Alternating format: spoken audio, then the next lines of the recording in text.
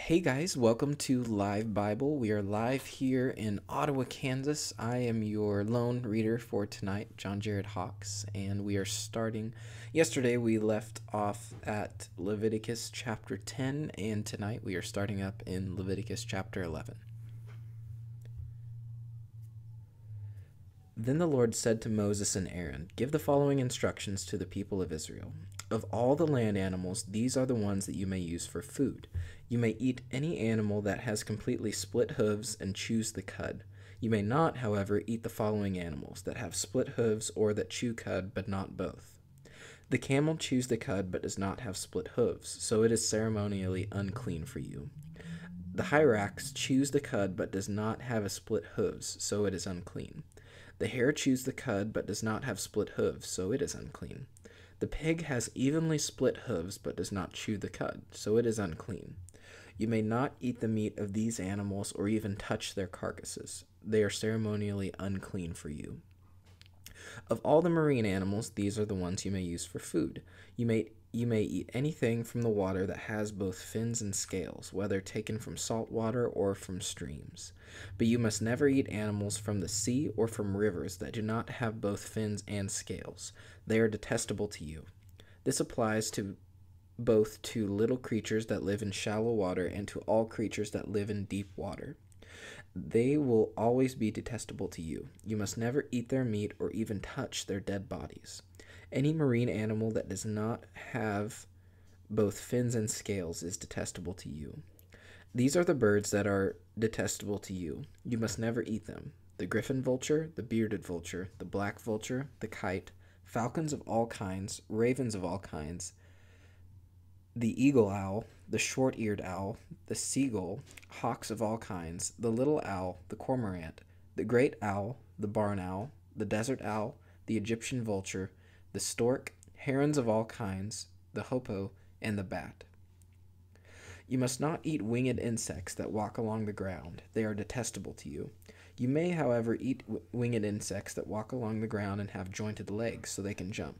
The insects you are permitted to eat include all kinds of locusts, bald locusts, crickets, and grasshoppers. All other winged insects that walk along the ground are detestable to you.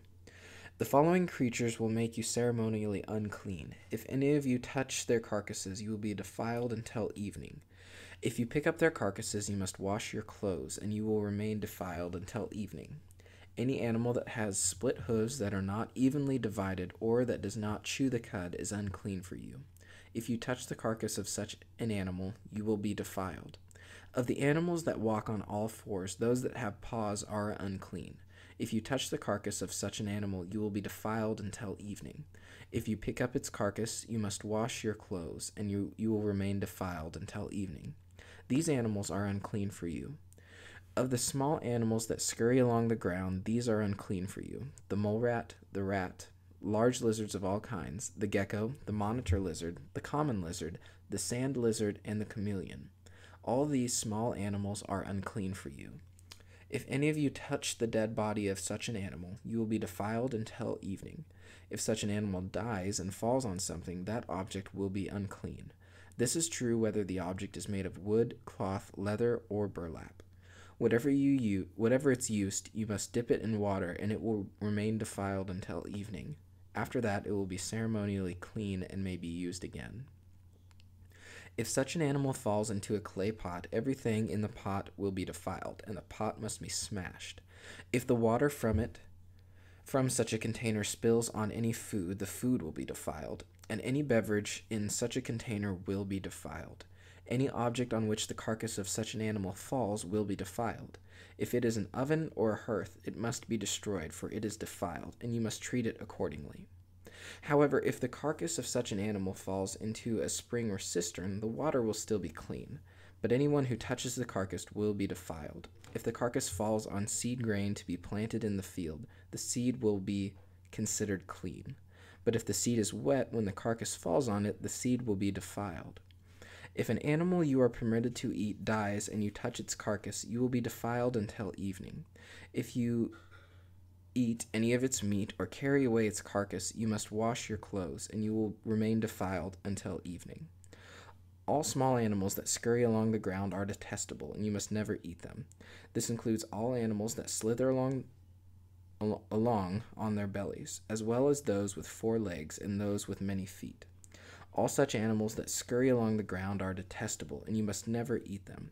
Do not defile yourselves by touching them. You must not make yourselves ceremonially unclean because of them, for I am the Lord your God. You must consecrate yourselves and be holy, because I am holy. So do not defile yourselves with any of these small animals that scurry along the ground, for I am the Lord. For I, the Lord, am the one who brought you up from the land of Egypt, that I might be your God. Therefore you must be holy, because I am holy. These are the instructions regarding land animals, birds, marine creatures, and animals that scurry along the ground. By these instructions you will know what is unclean and clean, and which animals may be eaten and which may be not eaten. The Lord said to Moses, "Give the following instructions to the people of Israel. If a woman becomes pregnant and gives birth to a son, she will be ceremonially unclean for 7 days, just as she is unclean during her menstrual period. On the 8th day, the boy's foreskin must be circumcised. After waiting 33 days, she will be purified from the bleeding of childbirth. During this time of purification, she must not touch anything that is set apart as holy, and she must not enter the sanctuary until her time of purification is over. If a woman gives birth to a daughter, she will be ceremonially unclean for 2 weeks, just as she is unclean during her menstrual period. After waiting 66 days, she will be purified from the bleeding of childbirth. When the time of purification is completed for either a son or a daughter, the woman must bring a 1-year-old lamb for a burnt offering and a young pigeon or turtle dove for a purification offering. She must bring her offerings to the priest at the entrance of the tabernacle. The priest will then present them to the Lord to purify her. Then she will be ceremonially clean again after her bleeding at childbirth. These are the instructions for a woman after the birth of a son or a daughter. If a woman cannot afford to bring a lamb, she must bring 2 turtle doves or 2 pigeons. One will be for the burnt offering and the other for the purification offering. The priest will sacrifice them to purify her, and she will be ceremonially clean.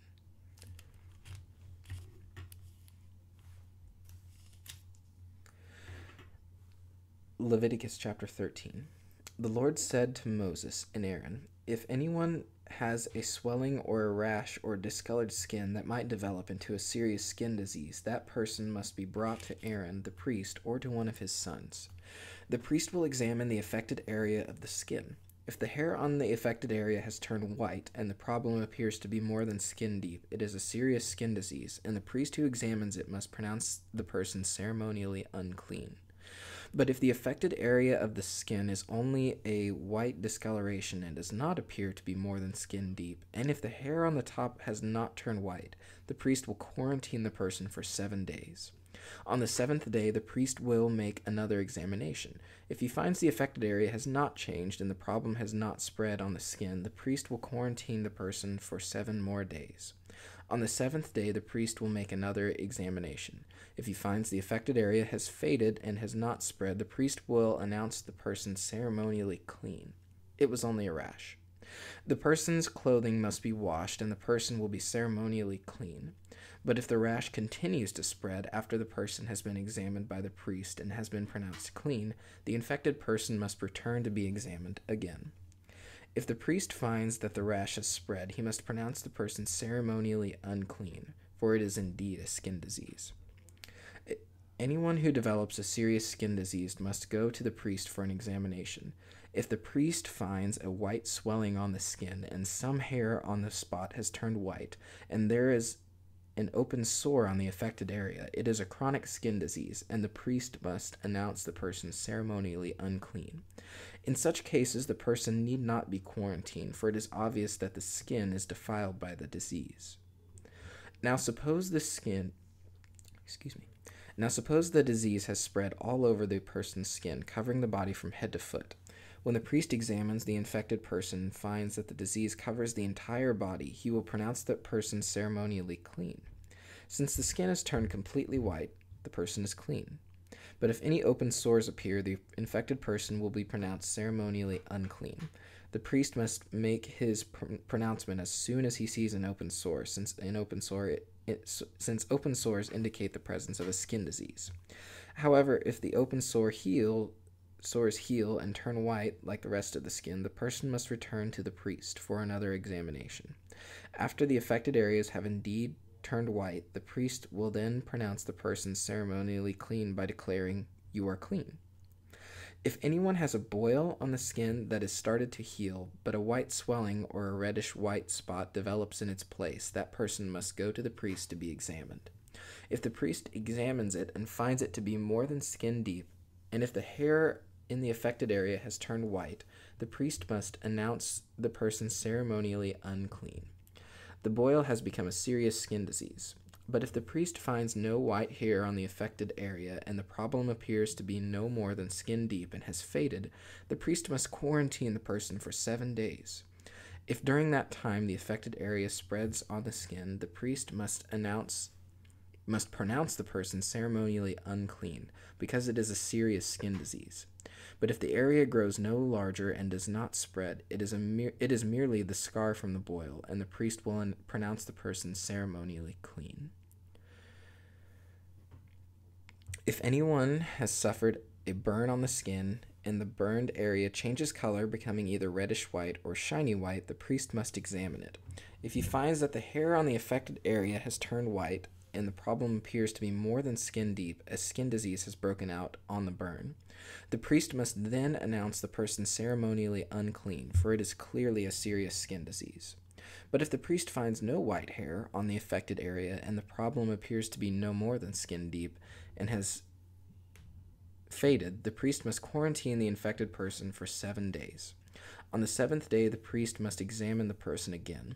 If the affected area has spread on the skin, the priest must announce that the person is ceremonially unclean, for it is clearly a serious skin disease. But if the affected area has not changed or spread on the skin and has faded, it is simply swelling from the burn. The priest will then announce the person ceremonially clean, for it is only the scar from the burn. If anyone, either a man or woman, has a sore on the head or chin, the priest must examine it. If he finds it is more than skin deep and has fine yellow hair on it, the priest must announce the person ceremonially unclean. It is a scabby sore of the head or chin. If the priest examines the scabby sore and finds that it is only skin deep but there is no black hair on it, he must quarantine the person for 7 days. On the 7th day, the priest must examine the sore again. If he finds that the scabby sore has not spread and there is no yellow hair on it, and it appears to be only skin deep, the person must shave off all hair except for the hair on the affected area. Then the priest must quarantine the person for another 7 days. On the 7th day, he will examine the sore again. If it has not spread and appears to be no more than skin deep, the priest will pronounce the person ceremonially clean. The person's clothing must be washed, and the person will be ceremonially clean. But if the scabby sore begins to spread after the person is pronounced clean, the priest must do another examination. If he finds that the sore is spread, the priest does not need to look for yellow hair. The infected person is ceremonially unclean. But if the color of the scabby sore does not change and black hair has grown on it, it is healed. The priest will then pronounce the person ceremonially clean. If anyone, either a man or a woman, has shiny white patches on the skin, the priest must examine the affected area. If he finds that the shiny patches are only pale white, this is a harmless skin rash, and the person is ceremonially clean. If a man loses his hair and his head becomes bald, he is ceremonially clean. And if he loses the hair on his forehead, he simply has a bald forehead, he is still clean. However, if a reddish-white sore appears on the bald area on top of the head or on his forehead, this is a serious skin disease. The priest must examine him, and if he finds swelling around the reddish-white sore anywhere on the man's head and it looks like a skin disease, the man is indeed infected with a skin disease and is unclean. The priest must pronounce him ceremonially unclean because of the sore on his head. Those who suffer from a serious skin disease must tear their clothing and leave their hair uncombed. They must cover their mouth and call out, "Unclean, unclean." As long as the serious skin disease lasts, they will be ceremonially unclean. They must live in isolation in their place outside the camp. Now, suppose mildew contaminates some woolen or linen clothing, woolen or linen fabric, the hide of an animal, or anything made of leather. If the contaminated area in the clothing, the animal hide, the fabric, or the leather article has turned greenish or reddish, it is contaminated with mildew and must be shown to the priest. After examining the affected spot, the priest will put the article in quarantine for 7 days. On the 7th day, the priest must inspect it again. If the contaminated area has spread, the clothing or fabric or leather is clearly contaminated by a serious mildew and is ceremonially unclean. The priest must burn the item, the clothing, the woolen or linen fabric, or piece of leather, for it has been contaminated by a serious mildew. It must be completely destroyed by fire. But if the priest examines it and finds the contaminated area has not spread, excuse me, in the clothing, the fabric, or the leather, the priest will order this object to be washed and then quarantined for 7 more days. Then the priest must examine that object again. If he finds that the contaminated area has not changed color after being washed, even if it did not spread, the object is defiled. It must be completely burned up, whether the contaminated spot is on the inside or outside. But if the priest examines it and finds that the contaminated area has faded after being washed, he must cut the spot from the clothing, the fabric, or the leather. If the spot later reappears on the clothing, the fabric, or the leather article, the mildew is clearly spreading, and the contaminated object must be burned up.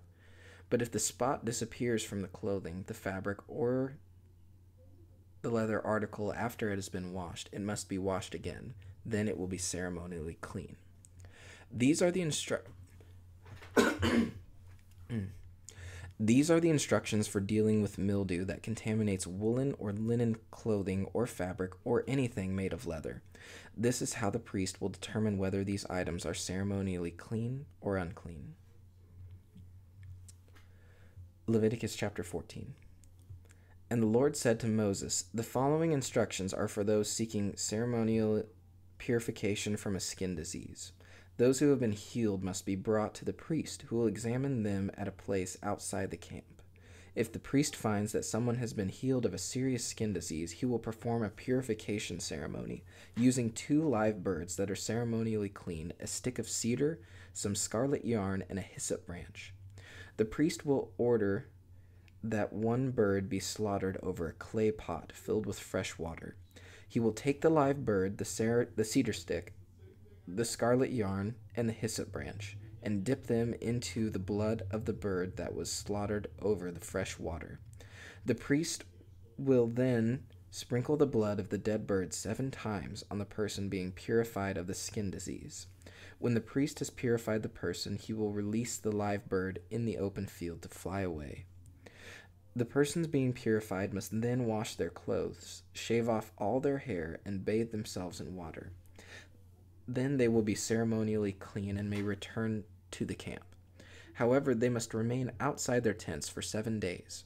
On the 7th day, they must again shave all the hair from their heads, including the hair of the beards and eyebrows. They must also wash their clothes and bathe themselves in water. Then they will be ceremonially clean.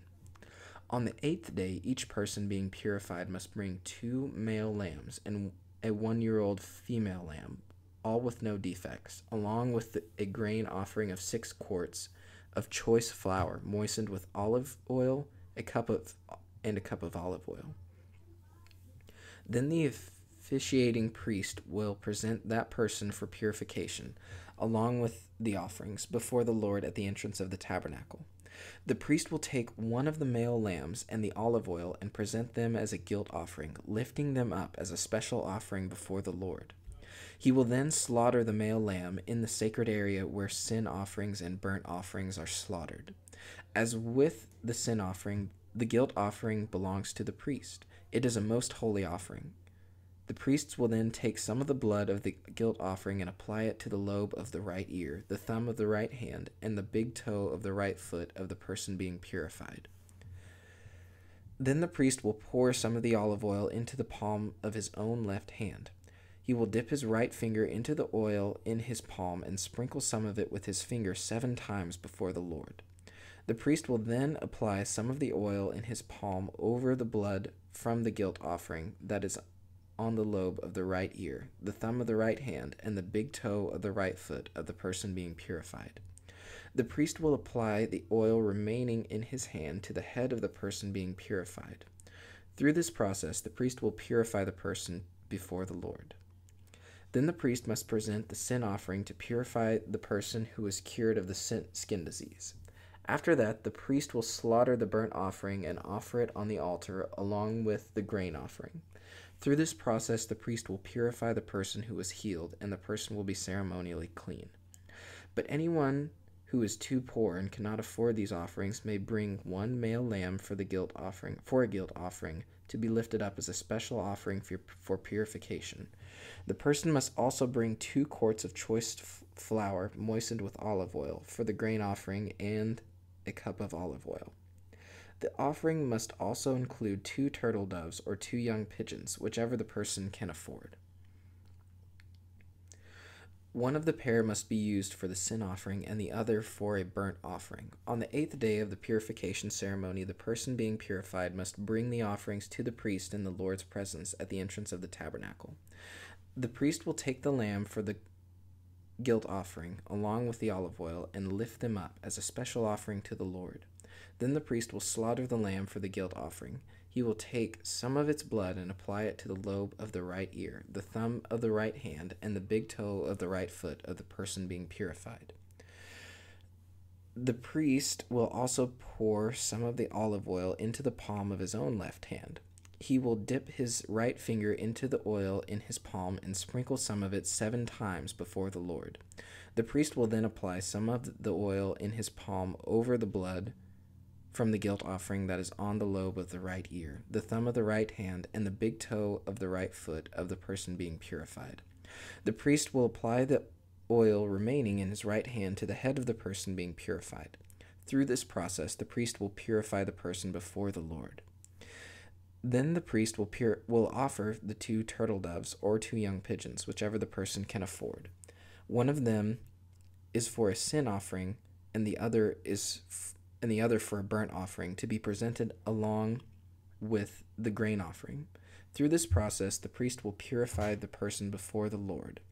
These are the instructions for purification for those who have recovered from a serious skin disease, but who cannot afford to bring the offerings normally required for the ceremony of purification. Then the Lord said to Moses and Aaron, "When you arrive in Canaan, the land I am giving you as your own special possession, I may contaminate some of the houses in your own land with mildew. The owner of such a house must then go to the priest and say, 'It appears that my house has some kind of mildew.' Before the priest goes in to inspect the house, he must have the house emptied so nothing inside will be pronounced ceremonially unclean. Then the priest will go in and examine the mildew on the walls. If he finds greenish or reddish streaks and the contamination appears to go deeper than the wall's surface, the priest will step outside the door and put the house in quarantine for 7 days. On the 7th day, the priest must return for another inspection. If he finds that the mildew on the walls of the house has spread, the priest must order that the stones from those areas be removed. The contaminated material will then be taken outside the town to an area designated as ceremonially unclean. Next, the inside of the entire house must be scraped thoroughly, and the scrapings dumped in the unclean place outside the town. Other stones will be brought in to replace the ones that were removed, and the walls will be replastered.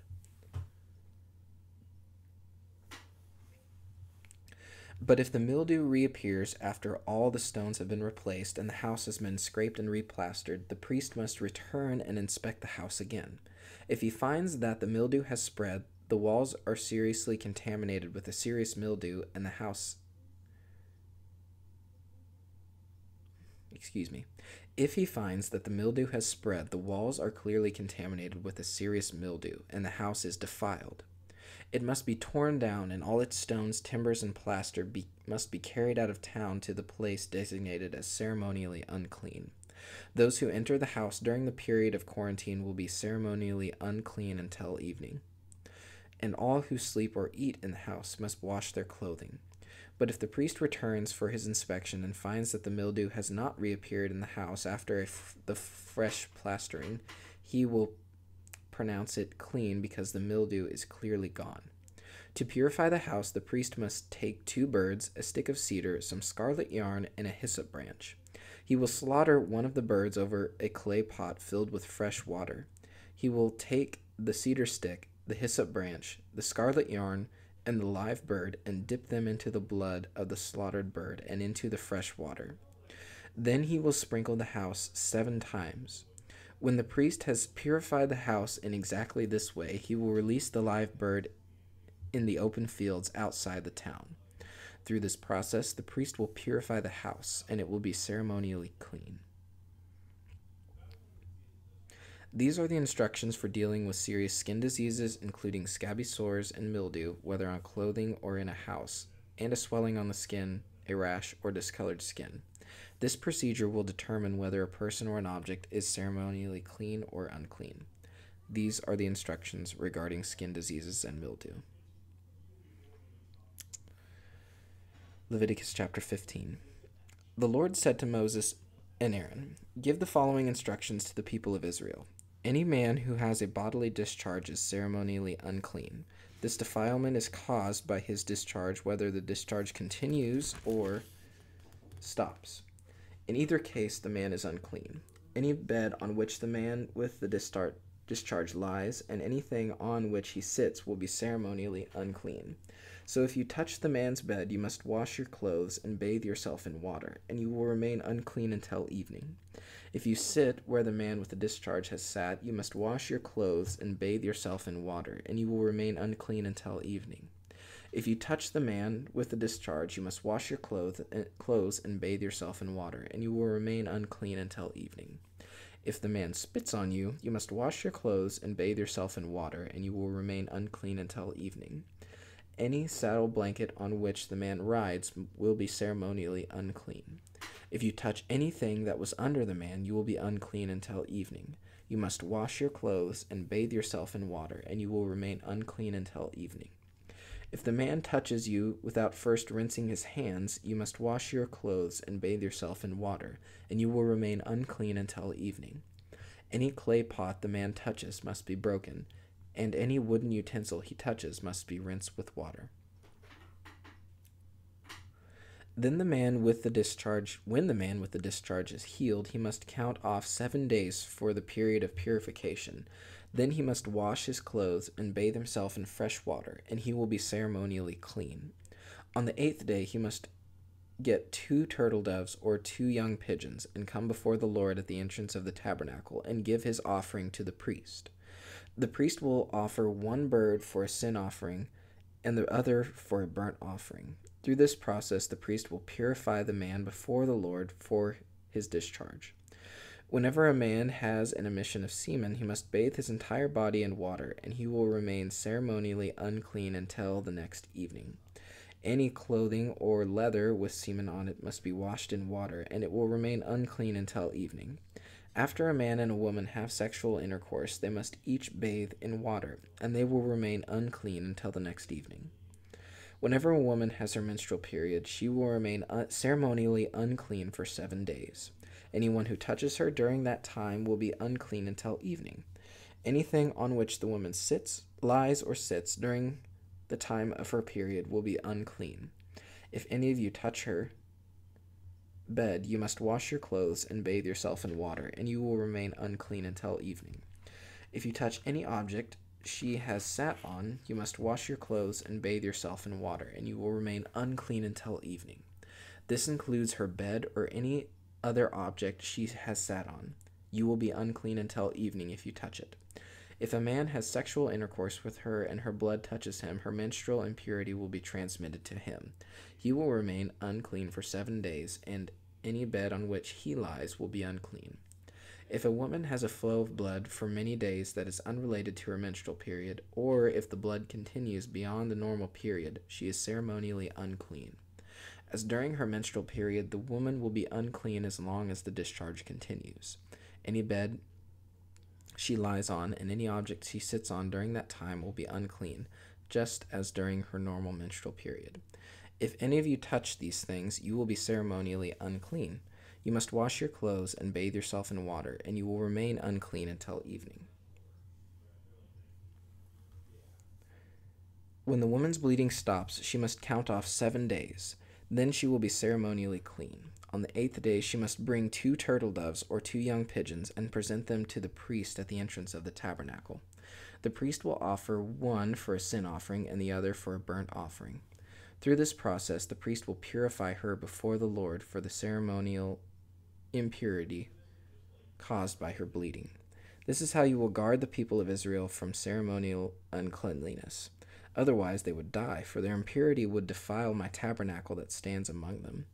These are the instructions for dealing with anyone who has a bodily discharge, a man who is unclean because of an emission of semen, or a woman during her menstrual period. If it applies to any man or woman who has a bodily discharge, and to a man who has sexual intercourse with a woman who is ceremonially unclean. Whew. Okay, guys, we are bumping up against 30 minutes here tonight.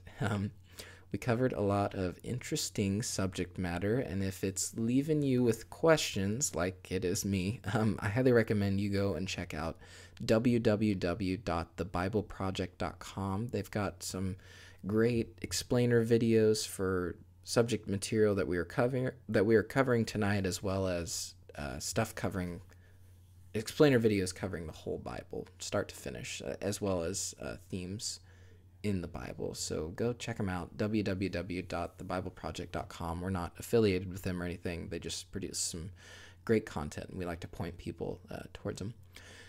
We are live here in Ottawa, Kansas. I am your lone reader for tonight, John Jared Hawks, and this has been LiveBible. Thanks, guys.